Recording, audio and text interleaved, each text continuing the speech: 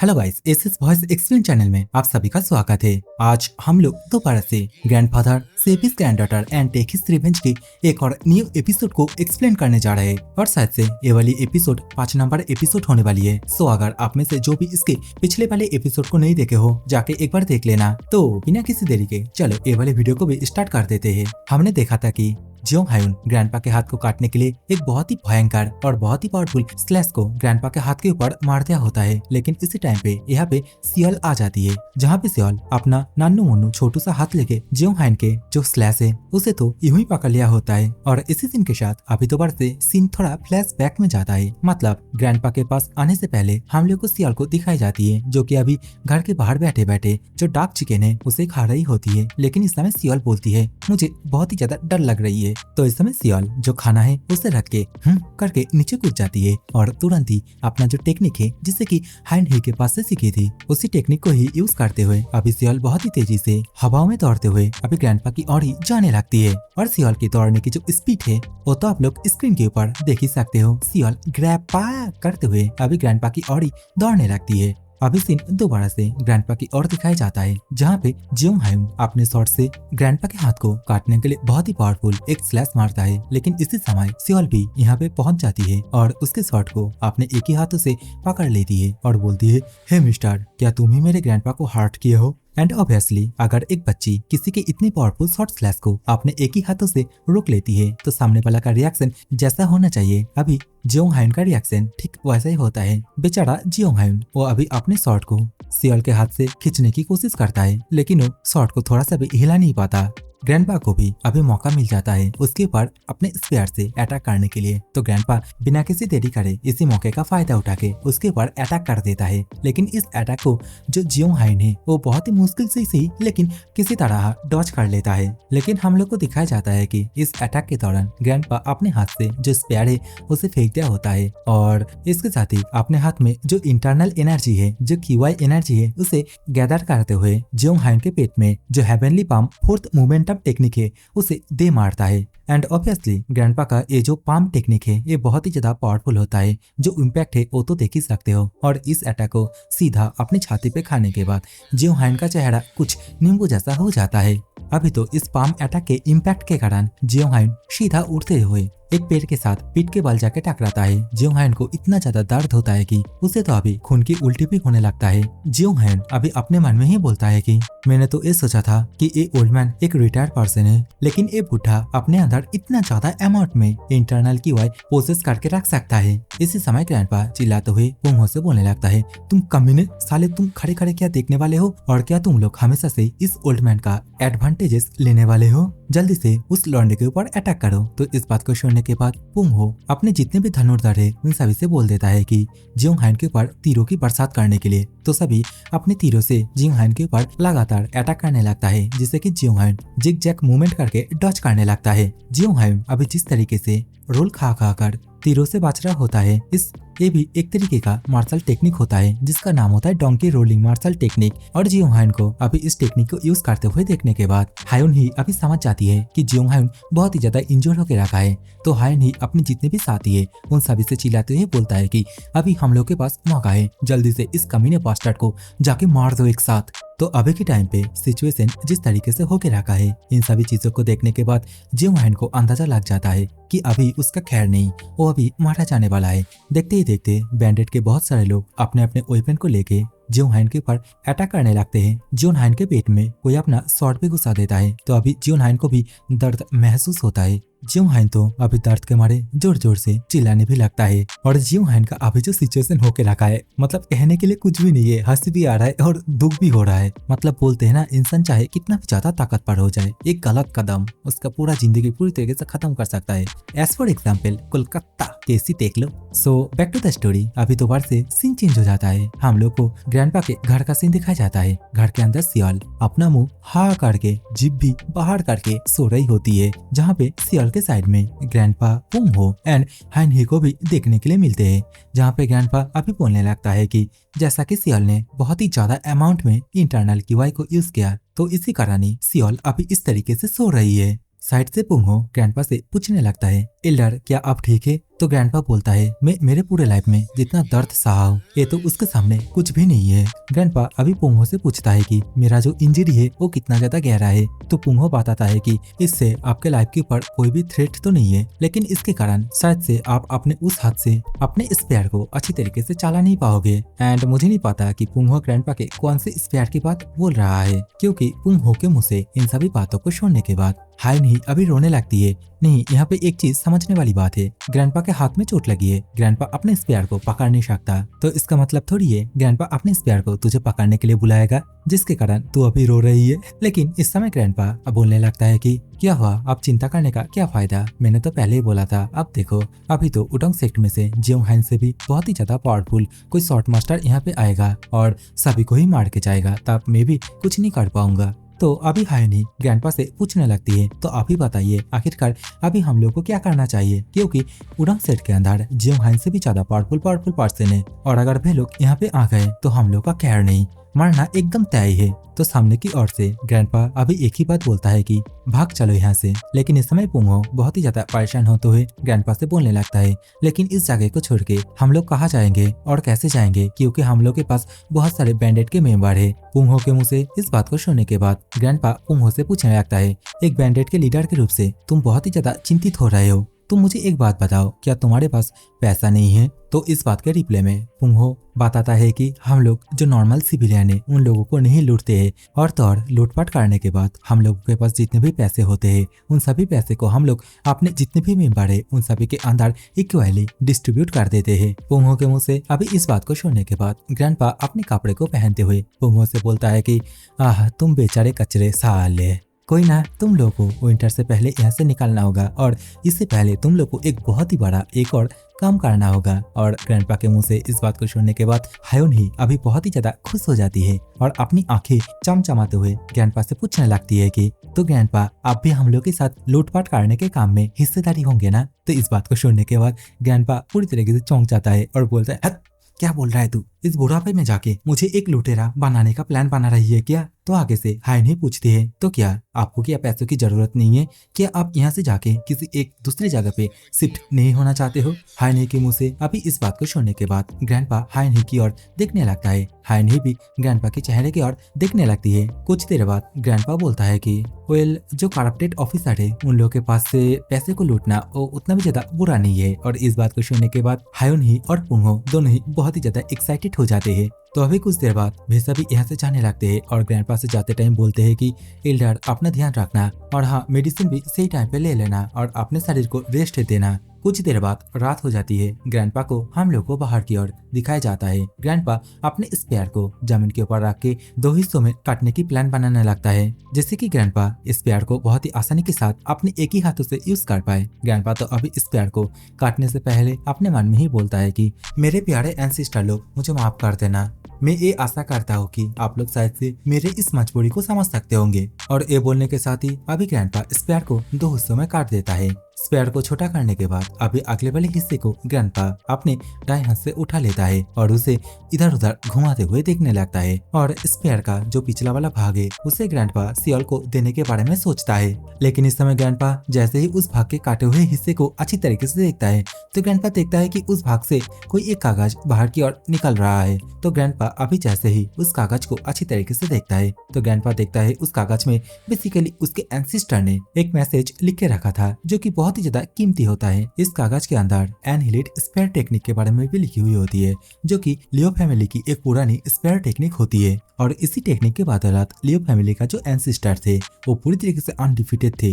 इस कागज के अंदर वेस्टर्न रीजन के बारे में भी लिखी हुई थी। और इन सभी चीजों को पढ़ने के बाद ग्रैंडपा अभी पूरी तरीके से शॉक हो जाता है। ग्रैंडपा शॉर्ट एम्प्रेस के बारे में भी सोचता है जो कि वेस्टर्न रीजन ही गई होती है। और इन सभी बातों को सोचने के बाद अभी ग्रैंडपा ये तो समझ जाता है वेस्टर्न रीजन एक नॉर्मली प्लेस नहीं है, वहाँ पे पावर ही सब कुछ है, पावर ही डिसाइड करता है आखिरकार लॉ क्या बनेगी। और ग्रैंडपा का अभी ऐसा कुछ सोचते सोचते ही सुबह हो जाता है। ग्रैंडपा अभी बोलने लगता है कि एंसेस्टर अपने आपके डिसेंडेंट के लिए जो टेक्निक छोड़ के गए हैं वो आपके डिसेंडेंट नहीं सीख सकता, क्योंकि आपके डिसेंडेंट का एक हाथ अभी स्पेयर को उठाने के काबिल नहीं रहा। और तो और इस ओल्ड मैन के पास और ज्यादा जिंदगी नहीं बचा जिससे कि ये ओल्ड मैन स्पेयर टेक्निक को सीख पाए। ग्रैंडपा खड़े खड़े ये सब कुछ बोल ही रहा था। इसी समय ग्रैंडपा को सियाल की चिल्लाने की आवाज सुनाई देती है। तो ग्रैंडपा पीछे की ओर घूम के देखता है तो देखता है कि सियाल जंगलों के रास्ते से बहुत ही तेजी से और अपने हाथ में उसी बैम्बू स्पेयर को पकड़ते हुए ग्रैंडपा के ओर ही भागते हुए ग्रैपा ग्रैपा करते हुए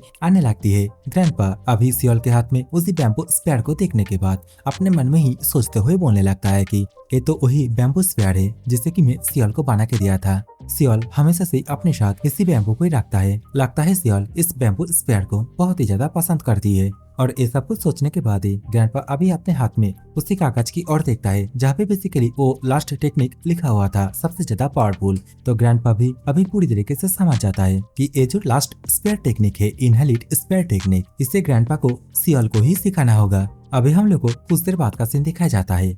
एक खाली कटोरी को दिखाई जाती है। ऑब्वियसली इसके अंदर जो भी माल था वो सब कुछ सियाल ने सपाचट कर दी होती है। सियाल अभी अपना बुद्धू सा तुंत फुला के बोलने लगती है कि मैं पूरी तरीके से फुल हो चुका हूँ। तो ग्रैंडपा भी सामने से सियाल से पूछने लगता है कि सियाल तो क्या तुम कुछ मजे करना चाहती हो खाने को डाइजेस्ट करने के लिए? तो सियाल भी बहुत ही ज्यादा खुश हो जाती है और बोलती है मजा, हाँ हाँ क्यों नहीं। तो इस समय ग्रैंडपा उसी बैम्बू को सियाल को देने लगता है और बोलता है तो तुम इसे पकड़ो और मेरे साथ आओ। और इसके साथ ही अपने मन में ही सोचते हुए दोबारा से बोलने लगता है कि सियाल आज से तुम्हारी रियल ट्रेनिंग चालू होने वाली है और हाँ शायद से मैं तुम्हारे प्रति कुछ ज्यादा ही कठोर रहूंगा, लेकिन कोई ना, वक्त आने पर तुम्हें इस सब कुछ खुद ब खुद ही समझ में आ जाएगी। ग्रैंडपा का इस सोचते ही अभी हम लोग को कुछ देर बाद घर के बाहर एक मैदान में ग्रैंडपा और सियाल को आमने सामने खड़ा होते हुए दिखाया जाता है, जहाँ पे ग्रैंडपा सियाल से पूछने लगता है कि सियाल उस दिन तुमने मुझे स्पेयर टेक्निक को प्रैक्टिस करते हुए देखा था ना? सियाल भी अभी सामने से बोलती है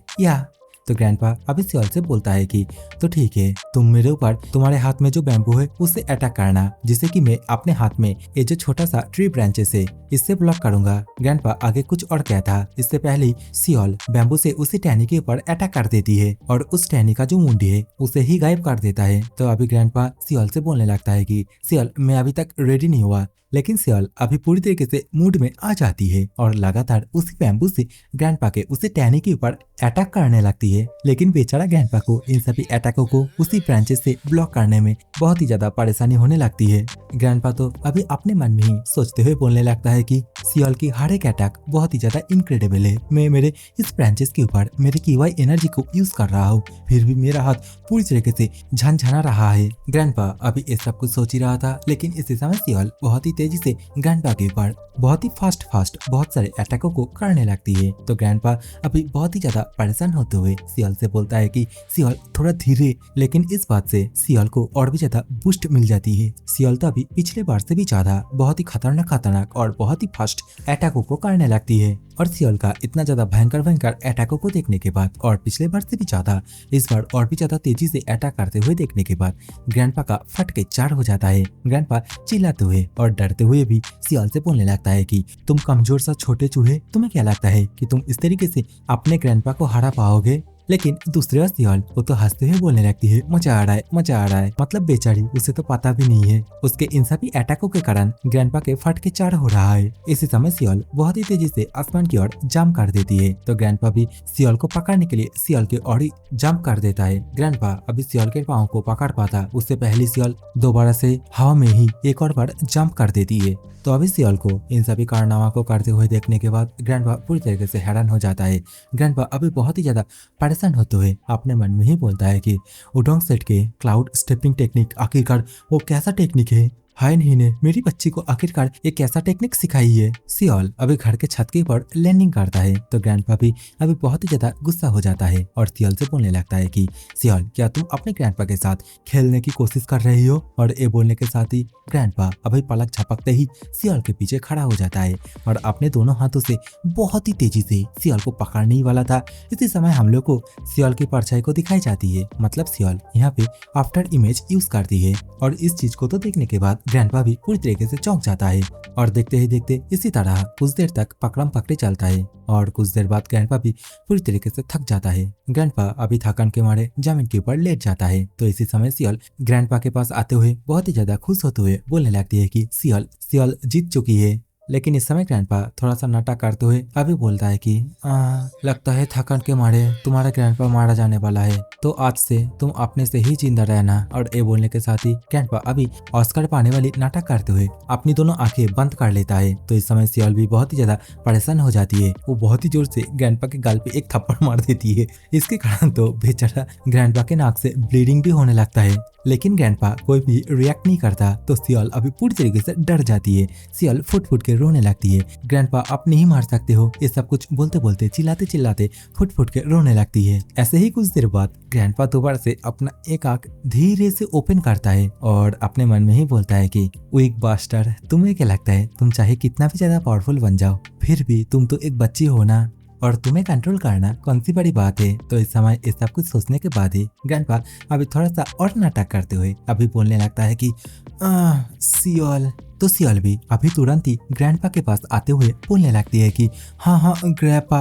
तो ग्रैंडपा अभी बोलने लगता है कि तुम आगे से अगर मेरी बात को सुनोगे तो शायद से मैं नहीं मारूंगा, तो क्या तुम आगे से मेरी हर एक बात को सुनोगे। बेचारी सियल भी अभी रोते हुए बोलने लगती है कि हाँ ग्रैंडपा, मैं तुम्हारी हर एक बात को सुनूंगी। ग्रैंडपा अभी उठते हुए और बहुत ही ज्यादा जोश के साथ बोलने लगता है कि वाह, तो मैं मेरे लाइफ में दोबारा से आती हूँ। तो सियल भी बहुत ही ज्यादा खुश हो जाती है और ग्रैंडपा की तरह अपने दोनों हाथों को ऊपर की ओर उठाते हुए बोलती है कि ये। तो ग्रैंडपा भी अभी सियल से बोलने लगता है कि सियल, आज के बाद से हम लोग कुछ अलग ही गेम को खेलने वाले हैं। तो सियल भी इसके लिए मान जाती है और इस दिन के साथ हम लोग को दिखाया जाता है कि देखते ही देखते दिन बीतता है और सियल भी ग्रैंडपा के कहे अनुसार अपनी ट्रेनिंग को जारी रखती है। ग्रैंडपा के साथ हर एक मार्शल टेक्निक, हर एक चीज जो कुछ भी है वो सब कुछ प्रैक्टिस करती है।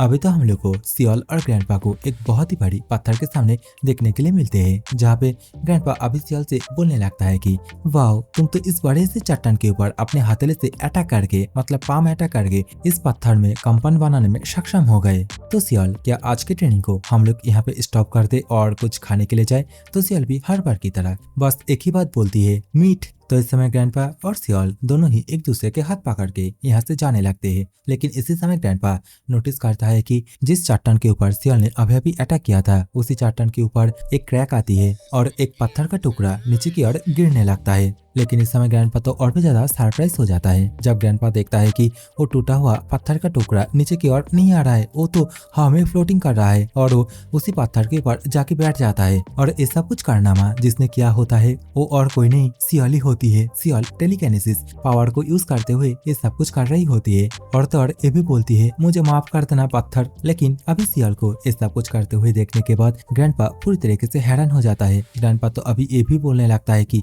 आखिरकार सियल ने ये टेलीकिनेसिस पावर कहाँ से सीखी है। ग्रैंडपा अभी अपने मन में ये सब कुछ सोच ही रहा था, लेकिन इसी समय सियल सामने की ओर इशारा करते हुए बोलने लगती है कि बिग सिस्टर हाइनी यहाँ पे आ रही है और इसके साथ ही अपने साथ कुछ लेके आ रही है। तो हम लोग को सामने की ओर सच में हाइनी को देखने के लिए मिलती है, जो कि अपने हाथ में कुछ मीट को लेके आई होती है। कुछ देर बाद ग्रैंडपा के घर का सीन दिखाया जाता है, जहाँ पे हाइनी ग्रैंडपा से पूछने लगती है कि आखिरकार आपका हाथ कैसा है। तो ग्रैंडपा बोलता है कि सही है, लेकिन अभी भी थोड़ा बहुत दर्द है। और हाँ, मुझे ऐसा लगता है कि जब तक कि ना मैं मेरे बॉडी को पूरी तरीके से एक और बार रिकॉन्स्ट्रक्शन नहीं करूंगा, तब तक मेरे हाथ से ये दर्द भी नहीं जाने वाला है। और ये बोलने के साथ ही अभी हाइनी से ये भी पूछने लगता है कि क्या तुमने जो इन्वेस्टिगेशन है उसे कंप्लीट किया है। तो सामने से अभी हाइनी अपने पास से एक किताब को बाहर की तरफ निकाल लेती है और बोलने लगती है कि ये रहा वो सब कुछ इन्फॉर्मेशन। हम लोगों के आसपास 50 किलोमीटर के अंदर जितने भी ऑर्गेनाइजेशन है, जितने भी ग्रुप है, उन सभी के बारे में इस नोटबुक के अंदर डिटेल्स में लिखी हुई है।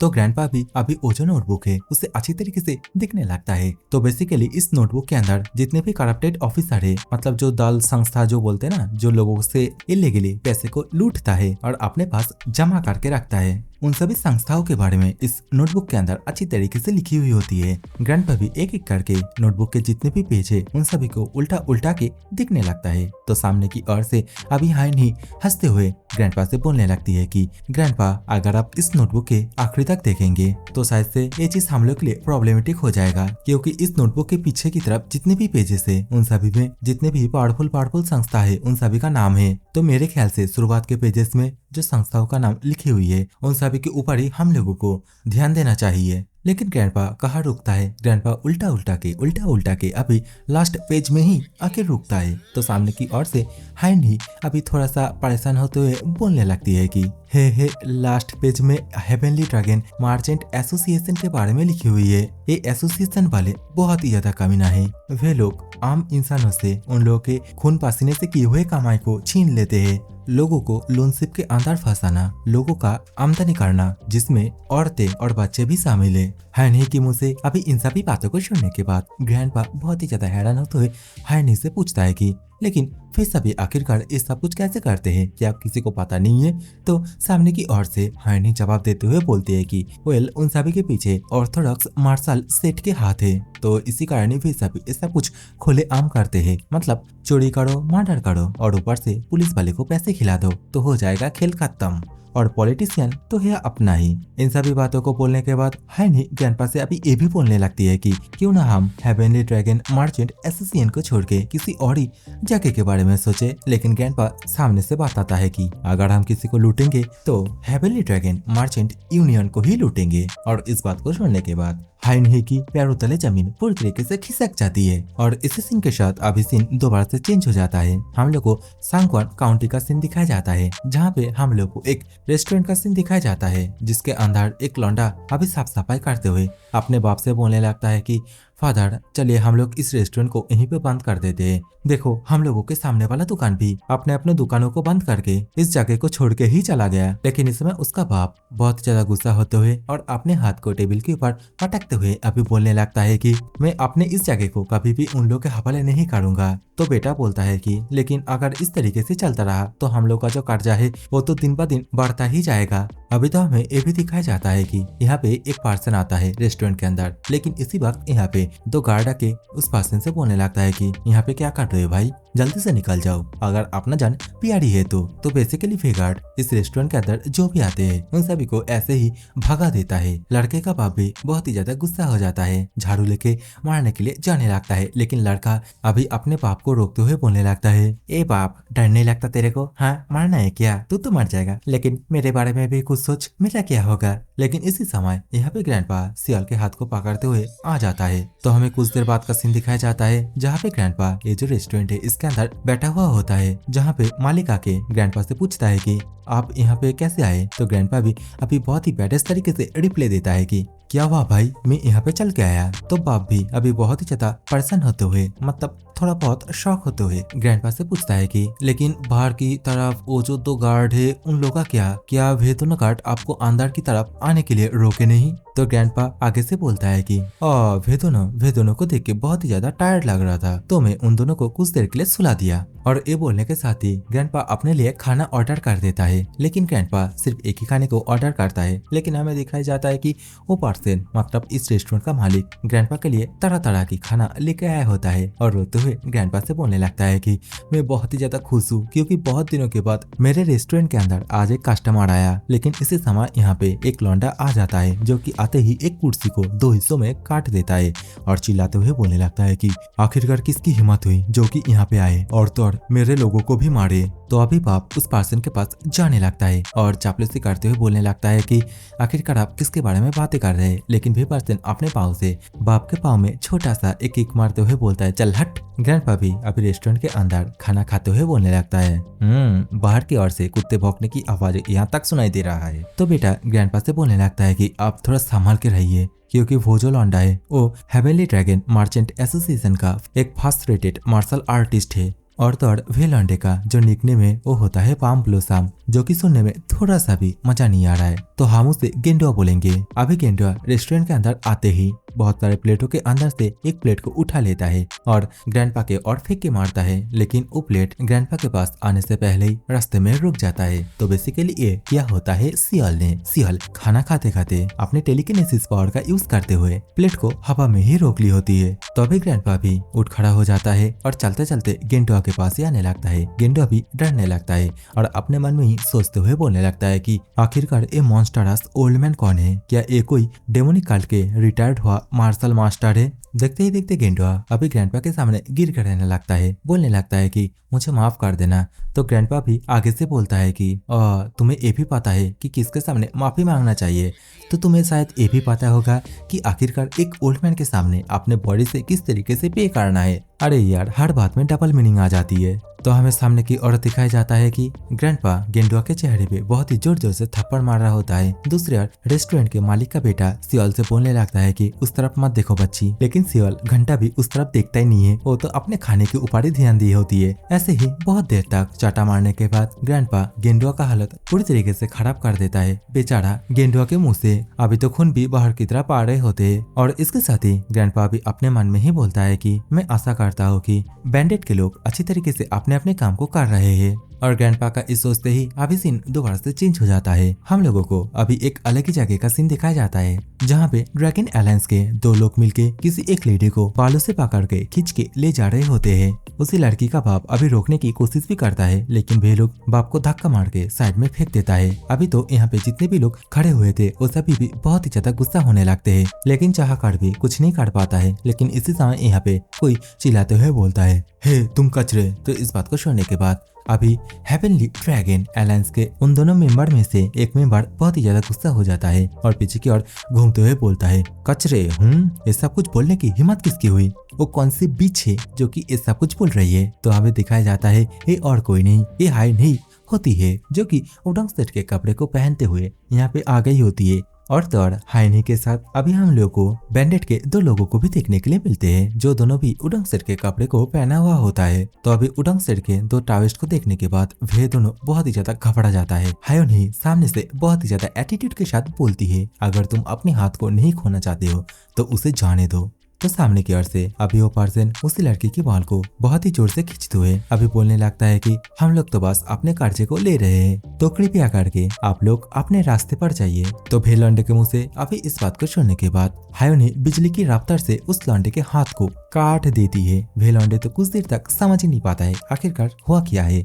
लेकिन उसे जैसे ही इस चीज के अनुभव होता है तो वो अपने हाथ को अभी पकड़ते हुए जोर जोर से चिल्लाने लगता है। उसके साइड वाला लौंडा भी अपने पास से अपने शॉट को निकालने लगता है हायोनी को मारने के लिए, लेकिन हायोनी आगे से अभी अपने शॉट को पकड़ते हुए बहुत ही ज्यादा एटीट्यूड के साथ बोलती है कि मैंने तो तुम्हें पहले ही बोली थी उसे छोड़ने के लिए, लेकिन तुमने उसे छोड़ा ही नहीं, तो मैं तुम्हारे हाथ को काट दिया। इसी समय यहाँ पे पुंग हो भी आ जाता है और हायोनी से बोलता है कि बस बस बहुत हो गया, और इसके साथ ही वे दोनों से बोलता है कि बहुत हो गया, अब जल्दी से यहाँ से चले जाओ, नहीं तो अगली बार हाथ की जगह पे सिर होगी। तो वे दोनों भी अभी यहाँ से जाने लगता है। अगले सीन में अभी हम लोग को समुद्र के साइड के सीन को दिखाया जाता है, जहाँ पे जहाज टा जाके रुकती है। इसी जगह पे साउथ इंडियन मूवी की तरह छोटे बड़े जहाजों में पेटी पेटी में सस्ता वाला गंजा लोड हो रहा होता है, और इसी जगह पे हाइनी भी अपने साथियों के साथ आ गई होती है। हाइनी यहाँ पे आते ही हेवनली ड्रैगन एसोसिएशन के लोगों को धोबी पाचर की तरह धो देता है। अभी तो हेवनली ड्रैगन के लोगों को मार खाते हुए देखने के बाद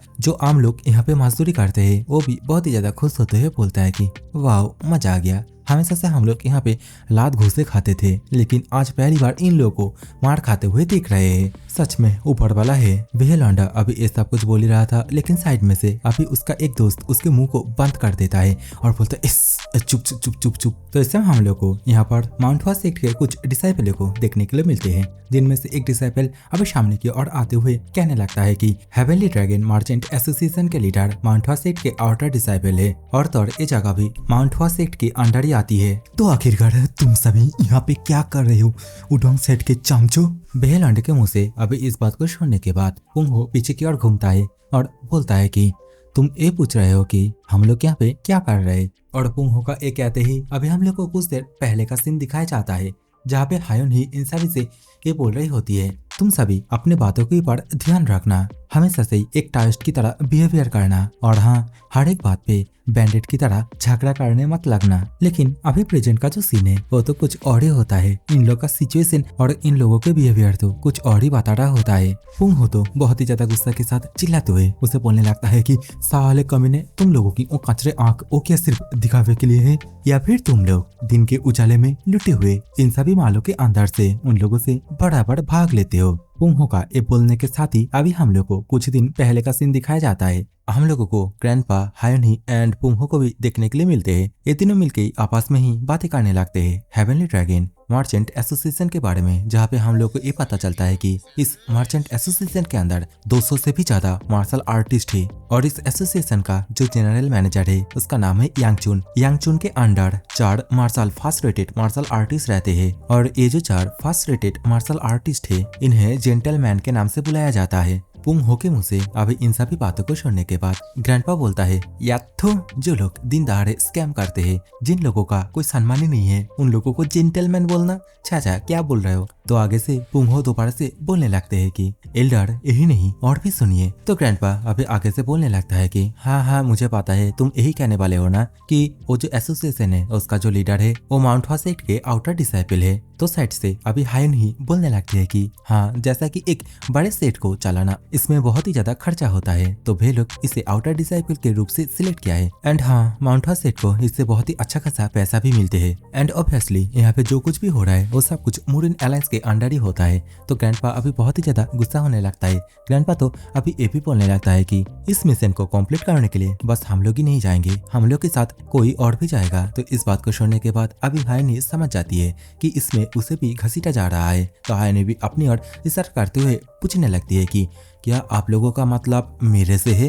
तो आगे से ग्रैंडपा अभी एक कागज और एक ब्रश को सामने की तरफ करते हुए बोलने लगता है हाँ, और चलो हमारे इस मिशन को एक लेटर लिखने से शुरू करते हैं। और लेटर में क्या लिखता है वो तो नहीं पता, शायद से बाद में पता चलेगा। अभी सीन दोबारा से प्रेजेंट में आता है। पुंगहो के मुंह से उन सभी खड़ूस खुटी बातों को सुनने के बाद सामने की ओर से ये जो लौंडा है और इसका नाम तो नहीं बताया गया, तो मैं इसका नाम चिंटू रख देता हूँ। तो चिंटू बहुत ही ज्यादा गुस्सा हो जाता है। चिंटू आगे से पुंगहो को धमकी देते हुए बोलने लगता है कि तुम ये सब कुछ फालतू की बकवास करके मुझे प्रोवोक करने की कोशिश कर रहे हो, तो आगे इसका जो कॉन्सिक्वेंस होने वाला है क्या तुम लोग इसे हैंडल कर पाओगे। लेकिन सामने से पुंगहो अभी चिल्लाते हुए यहाँ पे जितने भी आम लोग हैं उन सभी से पूछने लगता है कि हे तुम सभी एक बात बताओ, मैंने अभी अभी जो कुछ भी कहा क्या कुछ गलत कहा। तो अभी भीड़ के अंदर से एक लौंडा बोलने लगता है हाँ तुमने सही कहा, लेकिन अगर तुम हेवनली ड्रैगन मर्चेंट एसोसिएशन के बारे में ऐसा कुछ बोलोगे तो तुम्हारे लिए ये बहुत ही ज्यादा खराब होने वाला है आगे जाके। अभी तो फिर लौंडे को ये सब कुछ बोलता हुआ छोड़ने के बाद उसके साइड में उसका दोस्त उसे चुप होने के लिए बोलने लगता है। लेकिन इसी समय ग्रैंडपा भी भीड़ के पीछे से एक आम आदमी की तरह चिल्लाते हुए बोलता है हाँ तुम सही हो, माउंट फासेट वाले खराब लोगों के साथ संग दे रहा है, तो वे लोग भी उतना ही खराब हुए। ग्रैंडपा तो अभी चिल्लाते हुए ये भी बोलने लगता है कि वे सभी जो कर रहे हैं देख के तो ऐसा लग रहा है कि कोई क्रो आके किसी मारे हुए इंसान के मांस को निचोड़ के खा रहा है। देखते ही देखते यहाँ पे जितने भी आम लोग थे ग्रैंडपा की बातों में आके सभी लोग चिल्ला के नारा लगाने लगते हैं। तो अभी यहाँ पे जो चिंटू है वो बहुत ही ज्यादा गुस्सा हो जाता है और गुस्से के मारे अपने हाथ को बस अपने शर्ट के ऊपर रखता है, निकालता भी नहीं है। लेकिन इस चीज को देखने के बाद सामने की ओर से जो हायन ही है वो बहुत ही ज्यादा खुश हो जाती है और देखते ही देखते बहुत ही तेजी से चिंटू की ओर बढ़ने लगती है और बोलती है कि तुम अपने शर्ट को निकालने की कोशिश कर रहे हो हम लोगों को मारने के लिए। और ये बोलने के साथ ही चिंटू के पास जाके चिंटू के दाएं हाथ में बहुत ही जोर से शर्ट का ऊपर का जो क्या बोलते इसे मायन बोलते शायद से, अरे जो भी यार शर्ट का ढक्कन बोल देते क्या जाता है, तो शर्ट के ढक्कन से बहुत ही जोर से चिंटू के हाथ में बाढ़ कर देता है। तो चिंटू भी अभी दर्द के मारे चिल्लाते हुए बोलता है अयो माँ। लेकिन इसी समय चिंटू को मारने के बाद ही अभी हायोन ही चिल्लाते हुए पुंगहो से बोलने लगती है कि सीनियर ब्रदर ये अपने शर्ट को बाहर की तरफ निकालने की कोशिश कर रहा था हम लोग को मारने के लिए। तो चिंटू भी आगे से घबराते हुए बोलने लगता है कि नहीं ये तो जस्ट कोई मिसअंडरस्टैंडिंग हो रही है, मैं तो बस ऐसे ही अपने शर्ट के ऊपर हाथ रखा था। चिंटू आगे से कुछ और कह पाता, लेकिन इसी समय चिंटू के चेहरे के ऊपर पुंगहो कैंगारू की तरह उछल के आके उसके चेहरे पे एक बहुत ही जोर से लात मार देता है और बोलता है तुम्हारे जैसे एक कचरे हम लोगों के ऊपर अटैक करने की कोशिश कर रहे हैं। और ये बोलने के साथ ही अपने जितने भी साथी है बैंडिट के उन सभी को भी चिल्लाते हुए बोलता है मारो इन कमीनों को। तो भेसा भी अभी उछल के इन सभी के ऊपर अटैक करने के लिए आने लगते हैं। मोटू मतलब जो वाइस लीडर है वो तो चिल्लाते हुए बोलता है तुम हुतिए फुचका बीच और जितने भी गाली है उन सभी गाली को देते हुए माउंट फासेट के डिसाइपलों के ऊपर अटैक कर देता है। साइड में जितने भी आम आदमी थे वो सभी आपस में ही यही बातें करने लगते हैं कि उडोंग सेट के इन टाविस्ट के मुखों से तो रामबानी निकल रही है। लेकिन इस समय ग्रैंडपा पीछे से बोलने लगता है इन सभियों से वे लोग क्या बोल रही है क्या वो मैटर करता है, नहीं सबसे इम्पोर्टेंट बात है जो बूढ़े लोग है उन लोगों को मारना। ग्रैंडपा के मुंह से इस बात को सुनने के बाद यहाँ पे जितने भी लोग थे वो सभी पूरी तरीके से कॉन्फ्यूज हो जाते हैं। बोलने लगता है हाँ ये भी सही बात है, हम लोगों को कुछ देर बाद का सीन दिखाया जाता है, जहाँ पे देखने के लिए मिलते हैं कि जो माउंटवा सेठ के ये 3 डिसाइपल थे, चिंटू, चिंटू के साथ झिंटू, मिंटू जो भी थे, वो सभी एकदम जमीन के ऊपर उल्टा फुल्टा के पड़ा हुआ होता है। चिंटू का हालत पूरी तरीके से खराब होकर रखा हुआ होता है और सामने से अभी जो पुंग हो है वो अपने हाथ को कसते हुए बोलने लगता है कि अगर तुम लोग फिर कभी भी खराब लोगों के साथ दोगे तो तुम लोग के साथ यही होगा। पुंग हो का ये बोलते ही यहाँ पे जितने भी बैंडेड के लोग थे वो सभी यहाँ से खाना खाने के लिए जाने लगते हैं। इन लोगों के जाते ही अभी यहाँ पे माउंटवा सेठ के एक डिसाइपल बाहर आके दौड़ते हुए चिंटू के पास जाने लगता है और पूछने लगता है कि चिंटू यंग मास्टर, क्या आप ठीक है? लेकिन इस समय हम लोग को चिंटू महाराज को बहुत ही ज्यादा गुस्से में देखने के लिए मिलते हैं। चिंटू अभी बहुत ही ज्यादा गुस्से के साथ और अपने टूटे हुए दांत पीसते हुए कहने लगता है कि मैं उस कमीने उडोंग सेक्टर वाले को कभी नहीं छोड़ूंगा, उन सभी से मैं अपना बदला लेके ही छोड़ूंगा। चिंटू का ये बोलते ही अभी सीन दोबारा से चेंज हो जाता है। हम लोग को एक रेसिडेंट, मतलब सीधी भाषा में बोलूं तो मानवा के अंदर एक होटल का सीन दिखाया जाता है, जहाँ पे सभी बैंडेड के लोग अपने अपने ड्रेस को चेंज भी कर लिए होते हैं। ग्रैंडपा इन सभी को जल्दी से तैयार होने के लिए बोलता है, क्योंकि बहुत ही जल्द ये लोग अपने काम को अंजाम देने वाला है। इसी समय हायोन ही ग्रैंडपा से पूछने लगती है आखिरकार माउंटवा सेठ उडोंग सेठ के खिलाफ कब एक्शन लेने वाला है। तो इस बात के रिप्लाई में ग्रैंडपा बोलता है कि बहुत ही जल्दी, जस्ट वेट करो। ग्रैंडपा का ये बोलते ही अभी हम लोग को रात के सीन को दिखाया जाता है, जहाँ पे इसी होटल के बाहर उडोंग सेठ के बहुत सारे लोग आ गए होते हैं। इसी समय चिंटू एक जन से पूछने लगता है कि क्या तुम श्योर हो उडोंग सेठ के जो टाविस्ट है वो इसी होटल के अंदर है? तो वो पर्सन अभी बोलने लगता है हाँ, मैंने खुद अपने आंखों से देखा उन सभी टाविस्ट को इस होटल के अंदर जाते हुए, और ऐसे भी मैं आपसे झूठ क्यों बोलूंगा। तो चिंटू भी अभी बहुत ही ज्यादा जोश के साथ अपने जितने भी साथी है माउंटवा सेठ के उन सभी को चिल्लाते हुए ऑर्डर दे देता है, जाओ जल्दी से और इस होटल की चप्पा चप्पा छानबीन करो सीआईडी की तरह। और हाँ, 30 मिनट का ही एपिसोड है तो छानबीन 2 मिनट में ही कंप्लीट होना चाहिए। और ऊपर की तरफ खिड़की के पास बैठे बैठे ग्रैंडपा इन सभी चीजों को देख रहा होता है। ग्रैंडपा अभी हायोन ही से बोलने लगता है कि तो अभी से असली खेल शुरू होती है, तो तुम सभी अपना कदम फूंक फूंक के रखना। तो हायोन ही भी समझ जाती है आखिरकार ग्रैंडपा क्या कहने की कोशिश कर रहा है। हम लोगों को कुछ देर बाद का सीन दिखाया जाता है, जहाँ पे इसी कमरे के अंदर, मतलब ग्रैंडपा जिस रूम के अंदर है इसी रूम के अंदर माउंटवा सेठ के लोग आ जाता है, वो भी दया की तरह दरवाजा खोल के। तो ग्रैंडपा उन सभी से पूछने लगता है क्या हुआ भाई, और ये क्या बदतमीजी है? क्या तुम नहीं देख रहे हो कि एक बच्ची सो रही है? तो इस तरीके से शोर शराबा क्यों मचा रहे हो? तो वे लोग भी अभी यहाँ से माफी मांगते हुए चला जाता है और देखते ही देखते वे सभी माउंटवा सेठ के लोग इस पूरा का पूरा होटल को छानबीन करते हैं, लेकिन उन लोगों को उडोंग सेठ के एक भी टाविस्ट नहीं मिलते। तो इस समय चिंटू बहुत ही ज्यादा गुस्सा होते हुए जो पर्सन इस मैसेज को दिया था, इन्फॉर्मेशन को दिया था, उसके सिर को बहुत ही जोर से पकड़ते हुए चिल्लाते हुए उसे बोलने लगता है तुम्हारी हिम्मत कैसे हुई ऐसे ही फॉल्स मैसेज हम लोगों को देने की? तो वे पर्सन भी अभी अपने बचाव में बोलने लगता है नहीं महाराज, मैं उन लोग के यहाँ पे आते हुए देखा था, लेकिन अभी मुझे नहीं पता कि वो लोग कहाँ गए, प्लीज मेरी जान को बख्श दीजिए। और इन सभी बातों को ग्रैंडपा भी ऊपर की ओर खिड़की से सुन रहा होता है। ग्रैंडपा ये भी सुनता है कि चिंटू अभी ये बोलता है कि अगर हम सभी उडोंग सेठ के कमीने को आज रात ही नहीं पकड़ पाए तो हम लोगों को इस मामले को यहीं पे छोड़ना होगा। अभी चिंटू के मुंह से इन सभी बातों को सुनने के बाद ग्रैंडपा उठ खड़ा हो जाता है और खिड़की से चांद की ओर देखने लगता है। इसी के साथ ही हम लोग को जियांगसियांग विलेज का सीन दिखाया जाता है, जहाँ पे हम लोग को बहुत सारे उडोंग सेठ के टाविस्ट को देखने के लिए मिलते हैं, जो लोग आपस में यही बातें करने लगता है कि उसने इस चिट्ठी में यही लिखा था ना कि इस जगह पे मिलने के लिए। तो हमें पता चलता है कि ग्रैंडपा ने हायोन ही को जो चिट्ठी लिखने के लिए बोला था वो असली में उडोंग सेठ के लोगों को लिखने के लिए बोला था कि वे सभी इस जगह पे आके हायोन ही से मिले, जरूरी बात है। इसी समय उडोंग सेठ के एक टाविस्ट अपने पीछे किसी एक पर्सन की एनर्जी को महसूस करता है, तो वे सभी अभी जैसे ही पीछे की ओर घूम के देखता है तो देखता है कि हायोन ही की कंडीशन बहुत ही ज्यादा खराब होकर रखी है। हायोन ही अभी गुंगराते हुए बोलती है कि मार्शल अंकिल। तो हायोन ही को देखने के बाद सभी के सभी टाविस्ट दौड़ के हायोन ही के पास ही आने लगते हैं। हायोन ही से उसकी कंडीशन के बारे में पूछने लगते हैं। ये भी पूछता है कि बाकी जितने भी जूनियर भाई है वो सभी कहाँ है। और तो और जियोंग हायोन, क्या तुमने जियोंग हायोन को देखा है? तुमने उस लेटर में सब कुछ अच्छी तरीके से एक्सप्लेन क्यों नहीं किया? तो सामने की ओर से हायोन ही 10 किलो की नाटक करते हुए बोलने लगती है कि मैं उस लेटर के अंदर हर एक चीज को अच्छी तरीके से एक्सप्लेन नहीं कर पाई, क्योंकि मुझे उस लेटर को बहुत ही जल्दी में भेजनी पड़ी। और ये बोलने के साथ ही अभी सभी से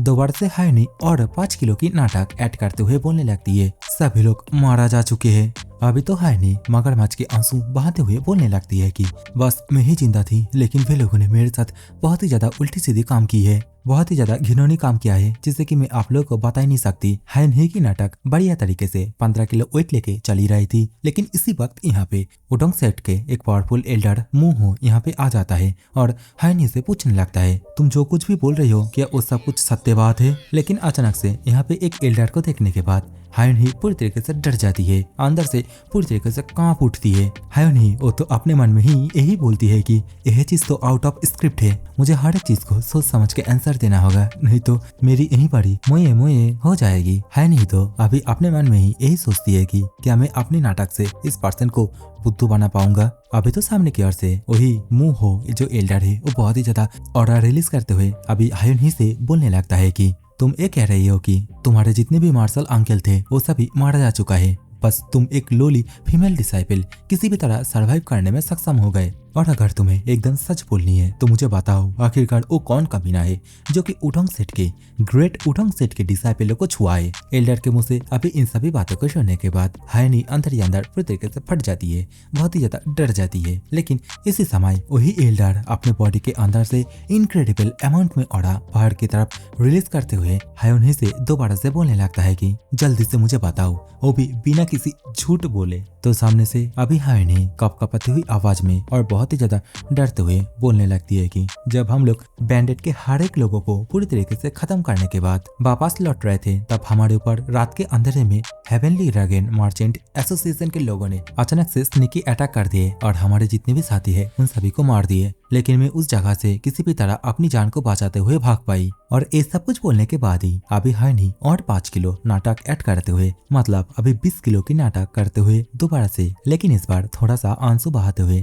एल्डर मोह से बोलने लगती है कि और जैसे ही उन सभी ड्रैगन एसोसिएशन मार्चेंट वाले को ये पता चला कि मैं भागने में सक्षम हो गई, तो फिर सभी गांव के जितने भी दरवाजे थे उन सभी को ब्लॉक कर दिया था और मुझे चारों ओर ढूंढने लगा। हायनी के मुंह से अभी इन सभी बातों को सुनने के बाद एल्डर बोलने लगता है कि ऐसा है क्या, और ऐसे भी उस जगह पे मतलब उस गाँव में हेवनली ड्रैगन मर्चेंट एसोसिएशन वाले का ही कब्जा है। कोई ना, जब हम वहाँ पे एक बार जाएंगे तब हमें सब कुछ अच्छी तरीके से पता चल जाएगा। और ये सब कुछ बोलने के बाद ही एल्डर अभी दोबारा से हायनी से ये भी पूछने लगता है कि लेकिन एक बात बताओ, क्या उन लोग के साथ कोई और था? क्योंकि हेवनली मर्चेंट एसोसिएशन के जो लोग हैं वो सिर्फ थर्ड रेटेड मार्शल आर्टिस्ट है, तो उन लोगों के लिए हमारे उडोंग सेट के लोगों को मारना पूरी तरीके से इम्पॉसिबल है। और हाँ, वहाँ पे क्या जियोंग हाइन भी नहीं गया था, जो कि उडोंग सेट के 4 महान तलवारबाजों में से एक है। अभी एल्डर के मुंह से इस बात को सुनने के बाद जो हायन ही है वो अभी रोने लगती है, मतलब नाटक कर रही है, ऑब्वियसली सच में नहीं रोती है, और इसके साथ ही करके कुछ बोलने की कोशिश करने लगती है,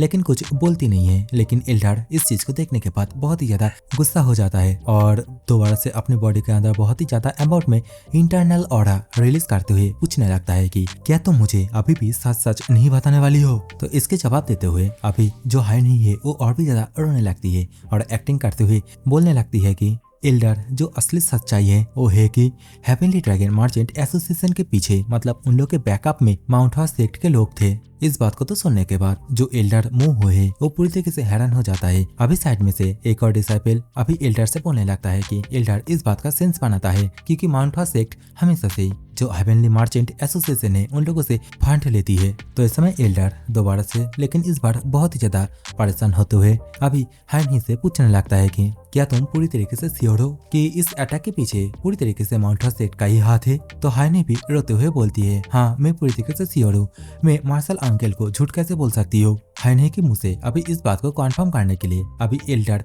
यहाँ से जाने लगता है और अपने बाकी जितने भी साथी है उन सभी से भी बोलने लगता है कि चलो हम लोग उसी जगह पे जा रहे हैं। कुछ देर बाद का सीन दिखाया जाता है, हम लोग को उसी विलेज के बाहर के गेट का सीन दिखाया जाता है जहाँ पे माउंट हॉर्स के बहुत सारे लोग एंट्रेंस गेट को गार्ड दे रहे होते हैं। तो इन सभी चीजों को देखने के बाद उडोंग सेट के एक डिसाइपल अभी एल्डर से बोलने लगता है कि एल्डर, हायन ही ने जो कुछ भी बताई थी वो सब कुछ बिल्कुल सच हो रहा है। इस वक्त तो हम लोग को साइड में से हायन ही को थोड़ा साइड में खिसकते हुए दिखाई जाती है। हायनी अभी साइड में जाके एक पेड़ के पीछे से माउंट हॉर्स सेट के लोगों को हाथ हिलाते हुए बोलने लगते हैं कि ए इधर देखो इधर। तो माउंट हॉर्स सेट के लोग भी हायनी को देखने के बाद बहुत ही ज्यादा गुस्सा हो जाती है और चिल्लाते हुए बोलने लगती है, ओ देखो वो कमीनी बिच वहाँ पे, जल्दी से जाके उसे पकड़ो। लेकिन इसी समय झाड़ियों के अंदर से उडोंग सेट के जितने भी डिसाइपल है इंक्लूडिंग ओ एल्डर मोहो भी बाहर की तरफ उछल के आने लगता है। तो अचानक से यहाँ पर उडोंग सेट वालों को देखने के बाद माउंट हॉर्स सेट के जितने भी डिसाइपल है वो सभी पूरी तरीके से घबरा जाता है। इसी समय एल्डर मोहो भी बहुत ही ज्यादा गुस्से के साथ और अपना भयंकर एनर्जी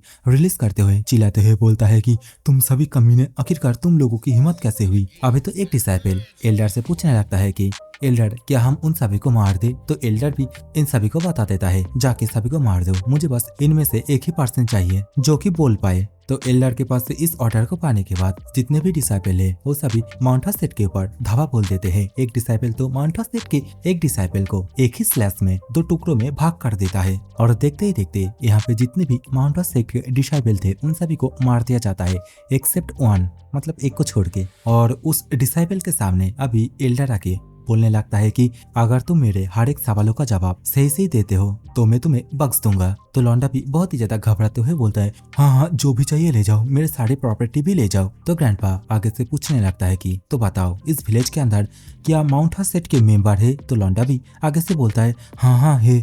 इस बात को तो सुनने के बाद वह डिसाइपल अभी एल्डर से बोलता है, मार्शल अंकल हायनी ने जो कुछ भी बताई थी वो सब कुछ सच हो रहा है। तो सामने से अभी एल्डर बहुत ही ज्यादा गुस्से के साथ भेलौंडे से बोलता है कि जाओ उन सभी माउंट हॉर्स सेट के डिसाइपलों को यहाँ पे बुला के लेके आओ। इस बात के रिएक्शन में भेलौंडा मतलब वे टाकला बोलता है कि आई। तो एल्डर भी सामने से बहुत ही ज्यादा भड़क जाता है और चिल्लाते हुए बोलता है, मैंने कहा तुम यहाँ से जाओ और उन सभी माउंट हॉर्स सेट के बास्टर्डों को यहाँ पे लेके आओ। तो अभी भेलौंडा भी यहाँ से दौड़ के जाने लगता है। इसी समय तो हम लोगों को एक दीवार के पीछे ग्रैंडपा को भी देखने के लिए मिलता है जो कि खड़े खड़े इन सभी चीजों को शुरुआत से ही देखे जा रहा था। और इसी सीन के साथ हम लोग को कुछ देर बाद माउंट हॉर्स सेट के 1 2 3 4 5 डिसाइपलों को कहीं पे जाते हुए देखने के लिए मिलते हैं। तो बेसिकली ये सभी एल्डर से मिलने के लिए आए होते हैं। माउंट हॉर्स सेट के जिस लौंडे की आंखों में पट्टी बंधा हुआ था वो लौंडा एल्डर से बोलने लगता है कि उडोंग सेट के एल्डर मुह्यो, मैंने सुना है कि आपने हम लोगों को मिलने के लिए बुलाया है। लेकिन सामने की ओर से उडोंग सेट के एक डिसाइपल बहुत ही ज्यादा गुस्से के साथ बोलने लगता है, तुम एरोगेंट बिच, तुम्हें पता नहीं है कि किसी एल्डर के साथ बात करने से पहले एल्डर को सबसे पहले ग्रीट किया जाता है। इस बात को तो सुनने के बाद वह लौंडा भी बहुत ही ज्यादा गुस्सा हो जाता है लेकिन कुछ कह नहीं पाता। और हाँ याद आया, ये वही लौंडा होता है गाइस, चिंटू नाम याद आया, मैं ही भूल गया था। अभी तो सामने की ओर से एल्डर भी मतलब मोहो भी बहुत ही ज्यादा गुस्सा हो जाता है और बोलता है, तुम सन ऑफ बिच, मैं तब से तुम्हारे ऊपर दया दिखाने की कोशिश कर रहे हो लेकिन फिर भी तुम एरोगेंटली बात कर ही जा रहे हो। इस बात को सुनने के बाद अभी सामने की ओर से जो चिंटू है वो भी चिल्लाते हुए अपने पक्ष रखते हुए बोलने लगता है कि प्लीज हम लोगों को इस तरीके से हर बात पे कमीना हुतिया ये सब कुछ बोलना बंद कीजिए, और अगर ऐसा नहीं है तो हम भी। और उससे आगे कुछ कहता उससे पहले ही एल्डर अभी उसके चेहरे पे जोर से एक चाटा मार देता है। लेकिन एल्डर का गुस्सा यही पे ही खत्म नहीं होता। एल्डर दोबारा से अपने हाथ को आगे की तरफ बढ़ाता है जिसे कि चिंटू अपने हाथों से पकड़ तो लेता है लेकिन कुछ कर नहीं पाता है। इस बार एल्डर अपने हाथों से चिंटू के खोपड़ी को पकड़ लेता है और बहुत ही ज्यादा गुस्सा दिखाते हुए चिंटू से बोलने लगता है कि तुम एरोगेंट बिच, आखिरकार तुम्हारी हिम्मत कैसे हुई। चिंटू का ये हालत देखने के बाद चिंटू के पीछे जो 4 साथी है वो भी अपने अपने शॉट को बाहर की तरफ निकालने लगता है। लेकिन एक सेकेंड, यहाँ पे तो बस 3 ही साथी दिख रही है, एक कहाँ है, हिसाब से तो 4 होना चाहिए। इसी समय सामने की ओर हम लोग को उडोंग सेट के डिसाइपलों को भी अपने अपने शॉट को बाहर की तरफ निकालने की कोशिश करते हुए दिखाया जाता है और माउंट हॉर्स सेट के डिसाइपलों को इशारों में यही बोलता है, रुक जा बेटा, नहीं तो खैर नहीं। सो अभी हम लोग को दोबारा से एल्डर को देखने के लिए मिलता है जो कि अभी बहुत ही ज्यादा गुस्से के साथ अपने बॉडी के अंदर से और भी ज्यादा एनहेंस अमाउंट में ऑरा रिलीज करते हुए चिंटू बेटा से बोलने लगता है कि मैं तुम्हें दोबारा से एक और बार नहीं बताने वाला हूँ, अगर तुम मेरे हाथ को नहीं छोड़ने वाले हो तो इसी समय तुम सभी मारा जाने वाले हो। एल्डर के मुंह से इस धमकी को सुनने के बाद अभी जो चिंटू है वो भी बहुत ही ज्यादा गुस्सा होने लगता है लेकिन बेचारा कर ही क्या सकता है, तो धीरे धीरे करके एल्डर के हाथ को छोड़ देता है। और अपने साथियों के साथ यहाँ से जाने लगते हैं। तो अभी उडोंग सेट के एक डिसाइपल एल्डर से पूछने लगता है कि एल्डर, क्या हम उस कमीने को यहाँ से ऐसे ही जाने देंगे? तो एल्डर बोलता है कि हाँ, उन लोगों को जाने दो, क्योंकि मैं कल ही माउंटा सेक्ट जाने वाला हूँ और उन लोग के सेक्ट मास्टर से बात करने वाला हूँ। इस सीन के साथ अभी सीन चेंज हो जाता है। हम लोग को एक जगह पे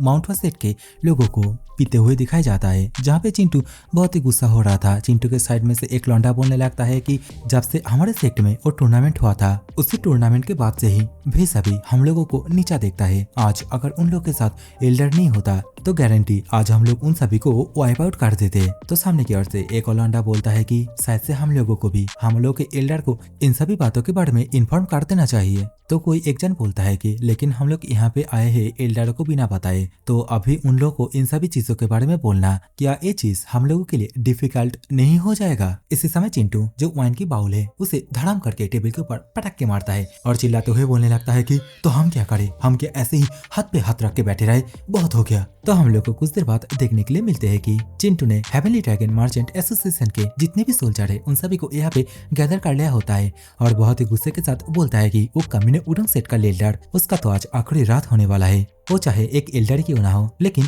100 से भी ज्यादा मार्शल आर्टिस्ट के साथ फाइट करना उसके लिए कभी भी पॉसिबल ही नहीं होगा। अभी सीन दोबारा से चेंज हो जाता है। हम लोग को ग्रैंडपा को होटल के छत के ऊपर देखा जाता है। इसी समय इसी छत के ऊपर हायुनही भी आ जाती है। तो हायुनही से ग्रैंडपा ये पूछने लगता है कि उडोंग सेट के जितने भी लोग आए थे इंक्लूडिंग वो एल्डर, क्या वो सभी प्लान के मुताबिक इसी होटल के अंदर ही रुकी है? तो हायुनही हमें अपना सिर हिलाती है।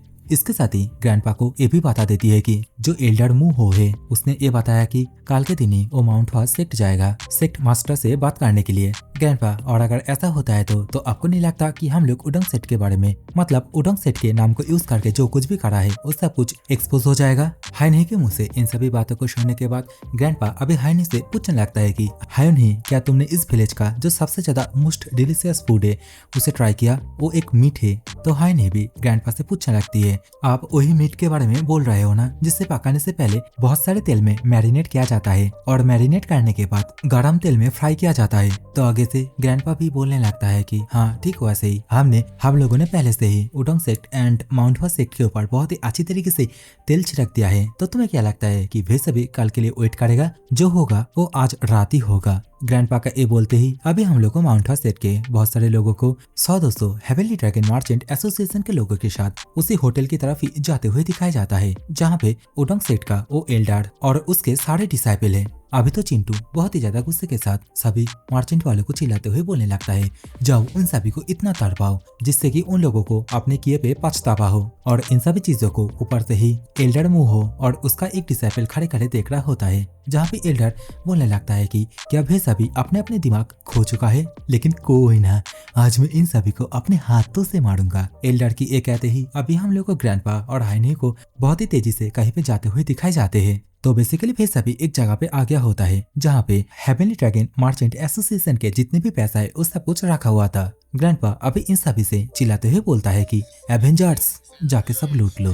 ग्रैंडपा तो अभी इन सभी से ये भी बता देता है कि हम लोगों के पास सिर्फ 15 मिनट टाइम है और अगर इससे ज्यादा हुआ एंड उडोंग सेक्ट एंड जो माउंट हॉस सेक्ट के बीच लड़ाई हो रहा है, इस चीज का पता किसी भी तरह हेवनली ड्रैगन मर्चेंट एसोसिएशन के बॉस के पास चला गया तो हम लोग का भंडा फूट जाएगा। सभी लोगों को पता चल जाएगा कि हम लोग उन लोग के साथ ट्रिक क्या है। तो तुम सभी थोड़ा जल्दी करना। इसी समय हायुनही ग्रैंडपा से बोलने लगती है कि ग्रैंडपा आप सियल के पास ही रुकिए। तो ग्रैंडपा भी बोलता है ठीक है, लेकिन क्या तुम सभी मेरे बिना इस काम को कर पाओगे? तो पुंगहो आगे से बोलता है कि जैसा कि ये पूरा का पूरा जगह ही खाली है तो हम लोगों के लिए कोई भी परेशानी नहीं होगी। हम लोग 2 मिनट में जाएंगे और 15 मिनट के अंदर ही वापस लौट के आएंगे। इसी समय हायुनही भी बोलती है कि हम लोग नहीं चाहते कि आप इस तरीके का कोई चोरी का काम नहीं करें। तो ग्रैंडपा भी खुशी खुशी मान जाता है और देखते ही देखते फिर सभी मतलब बैंडेड के जितने भी लोग थे वो सभी माल को लूटने के लिए चले जाते हैं। अभी हम लोग को कुछ देर बाद का सीन दिखाया जाता है जहाँ पे ग्रैंडपा अभी एक पेड़ के पीछे खड़े खड़े अपने मन में ही बहुत ही ज्यादा परेशान होते हुए बोलने लगता है कि 15 मिनट बीत चुका है फिर भी सभी अभी तक नहीं लौटे हैं, क्या वहाँ पे कुछ हुआ है? ग्रैंडपा तो अभी अपने मन में ये भी बोलता है कि अगर वहाँ पे कोई हेवनली ड्रैगन मर्चेंट एसोसिएशन के गार्ड हुए फिर भी वो गार्ड पुंगहो और हायुनही के सामने कुछ भी नहीं है। ग्रैंडपा अभी अपने मन ही मन ये सब कुछ चिंता कर ही रहा था, लेकिन इसी समय सियोल सोते सोते बोलने लगती है कि बिग सिस्टर बहुत ही ज्यादा हर्ट हो चुकी है। बिग सिस्टर हायुनही जख्मी हो चुकी है, कोई एक जन उसे हिट किया है। सियोल की मुंह से इस बात को सुनने के बाद ग्रैंडपा पूरी तरीके से शॉक हो जाता है, बहुत ही ज्यादा परेशान होने लगता है। ग्रैंडपा अभी सियोल से बोलने लगता है कि सियोल मेरी बात ध्यान से सुनो, तुम यहीं पर ही रुकना, मैं कुछ देर बाद ही यहाँ पे आऊंगा और तुम्हें लेके जाऊंगा। तो इस बात के लिए सियोल भी मान जाती है। अभी हम लोग को हायने की तरफ का सीन दिखाया जाता है, जहाँ पे हायने बहुत ही ज्यादा जख्मी होकर रखी थी। इवन उसके हाथ से तलवार भी छूट जाती है। हायने के सामने से एक पर्सन चिल्लाते हुए बोलने लगता है कि तुम सभी चोरों को यहाँ पे आने की हिम्मत कैसे हुई, और तो और तुम सभी यहाँ से माल भी लूट के लेके जा रहे हो। तुम सभी हेवनली ड्रैगन मर्चेंट एसोसिएशन के जितने भी माल है उन सभी को यहाँ पे छोड़ के जाओ, और तो और अपने अपनी जिंदगी को भी यहाँ पे छोड़ के जाओ। अभी सामने की ओर ये जो पर्सन दिख रहा है ये होता है हेवनली ड्रैगन मर्चेंट एसोसिएशन के एक पिक रियलम के मार्शल मास्टर। इसका नाम होता है यांग। अभी तो हम लोग को पुंगहो और बाकी जितने भी साथी है उन सभी को भी देखने के लिए मिलते हैं, जहाँ पे वे सभी माल को भर के अपने अपने गोदी में रखा हुआ होता है। पुंगहो अभी अपने मन में ही बोलता है कि डैम इट, हम लोगों ने गलती कर दी। देखते ही देखते यांग बहुत ही फास्ट हाइन ही के सिर के ऊपर से उछलते हुए पुंगहो की तरफ ही आगे बढ़ने लगता है। पुंगहो को लुटे हुए माल को रखने के लिए बोलने लगता है। यांग को उड़ता हुआ जाते हुए देखने के बाद हायनी भी पूरी तरीके से शॉक हो जाती है। अपने मन में ही बोलती है कि ये कमीना कितना ज्यादा फास्ट है। यांग देखते ही देखते पुंगहो के ऊपर बहुत ही जोर से एक शॉर्ट स्लैश मार भी देता है, जिसे कि देखने के बाद पुंगहो पूरी तरीके से घबरा जाता है। पुंगहो सोच लेता है आज तो उसका मारना तय है, क्योंकि इस शॉर्ट स्लैश को डॉज करने के लिए उसके पास टाइम ही नहीं बचा। लेकिन इसी समय साइड से ग्रैंडपा के स्पेयर को हम लोग को यहाँ पे देखने के लिए मिलता है, जो कि यांग को दूर धकेल देता है। और देखते ही देखते ग्रैंडपा भी अभी यहाँ पे एंट्री मारता है। हायनी अभी ग्रैंडपा को यहाँ पे देखने के बाद अपने मन में ही बोलती है कि अगर मैं इनर क्यूआई की बात करूँ तो ग्रैंडपा यांग से अपार स्टेज में है। देखते ही देखते यांग दोबारा से कूद के अपने शॉट के माध्यम से ग्रैंडपा के ऊपर बहुत सारे अटैक आने लगता है, जिसे कि ब्लॉक करते हुए ग्रैंडपा अभी चिल्लाते हुए इन सभी बैंडेड के लोगों को बोलने लगता है कि तुम सभी जल्दी से यहाँ से चले जाओ, कोई किंतु परंतु मत करना। तो ना चाहते हुए अभी भी सभी यहाँ से जाने लगता है। तो इस चीज को देखने के बाद बैंडेड के लोगों को अभी रोकने के लिए यांग जाने लगता है, लेकिन ग्रैंडपा यांग के सामने दोबारा से आ जाता है।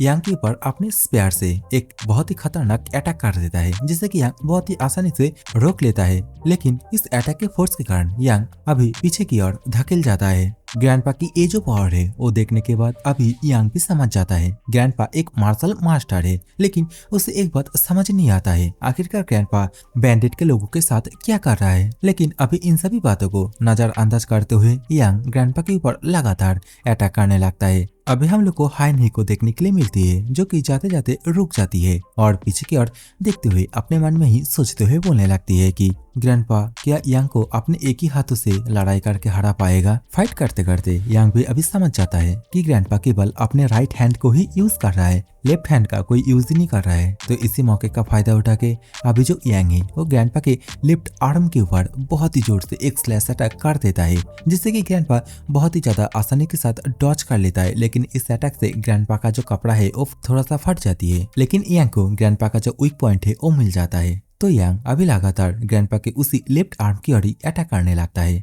जिससे कि ग्रैंडपा बहुत ही मुश्किल के साथ अपने स्पेयर को सामने की ओर करके रोकने लगता है। अभी तो हायनी भी इस चीज को देखने के बाद बहुत ही ज्यादा परेशान हो जाती है। वो भी समझ जाती है कि यांग तब से ग्रैंडपा के वीक पॉइंट पे अटैक कर रहा है। तो हायनी अभी ठान लेती है कि वो अभी ग्रैंडपा को हेल्प करने के लिए जाएगी। लेकिन इसी समय यहाँ पे पुंगहो आ जाता है, हायनी को पुकारने लगता है। तो पुंगहो से हायनी बोलने लगती है कि लेकिन ग्रैंडपा। तो पुंगहो हायनी से बोलता है कि देखो तुम बहुत ही ज्यादा सीरियस कंडीशन में हो, तुम्हारी इंजरी बहुत ही ज्यादा गहरी है, तो तुम यहाँ से जाओ, मैं जाता हूँ ग्रैंडपा को हेल्प करने के लिए। और ये बोलने के साथ ही पुंगहो अभी अपना हाथ आगे की तरफ करते हुए हायनी को ऊपर की ओर उठा लेती है और खुद ग्रैंडपा की ओर जाने लगता है ग्रैंडपा को हेल्प करने के लिए। अभी सीन दोबारा से ग्रैंडपा की ओर जाता है, जहाँ पे ग्रैंडपा यांग के साथ फाइट करते करते पूरी तरीके से एग्जॉस्ट होके रखा था, क्योंकि ग्रैंडपा एक ही हाथ तब से यूज ही करे जा रहा था। लेकिन इस बार ग्रैंडपा को समझ में आ जाता है ग्रैंडपा को अगर कुछ करना है तो ग्रैंडपा को सिर्फ और सिर्फ एक ही मौका मिलेगा। तो ग्रैंडपा अपने स्पेयर के अंदर अपने इंटरनल एनर्जी को पुट करने लगता है।